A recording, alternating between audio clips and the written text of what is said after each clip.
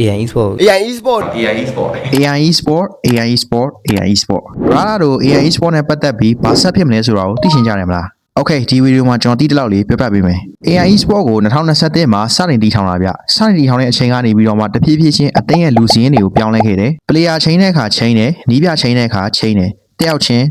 ပဲချိန်သွားခဲ့တာဒါပေမဲ့ဒီတစ်ချိန်ကတော့အရင်ကနဲ့လုံးဝမတူတော့ဘူး AI Esport ကလုံးဝဗလာဖြစ်အောင် player တွေနီးပြတွေ management ဘိုင်းအကုန်လုံးနဲ့စာချုပ်ရပ်တန့်ပြီးလမ်းခွဲပစ်လိုက်တာမြန်မာနိုင်ငံမှာ fan base အများဆုံးဖြစ်တဲ့ AI Esport ရဲ့အသင်းတက်တန်းနဲ့ရှောက်ဒီလို reform လုပ်တာကပထမဆုံးအကြိမ်ပဲဗျ AI Esport ကနေအသစ်ခေါ်ယူတော့မယ့် player တွေကတော့နာမည်ကြီး old school player တွေလည်းဖြစ်နိုင်တယ်လို့အတော်လေးလက်စွမ်းထက်တဲ့ generation 3 player တွေလည်းဖြစ်နိုင်တယ်ညီကိုနှစ်ယောက်သတင်းထဲပြန်တွေ့နိုင်တယ်လို့အတင်းတွေလည်းကွဲသွားနိုင်တယ်ဘရာတို့ရောလက်ရှိ AI Esport ရဲ့ပြောင်းလဲမှုကိုဘယ်လိုထင်လဲအရင် AI bot လေးတွေရော AI Esport ကိုဆက်လက်အားပေးမှာလားဒါမှမဟုတ်ရင်အလီဒါရှိတဲ့အသင်းကိုပြောင်းပြီးတော့အားပေးမှာလားဆိုတော့ comment ရေးခဲ့ပါကျွန်တော်ခိုးပြီးပါနောက်ဗီဒီယိုမှာပြန်တွေ့တာပေါ့ bye bye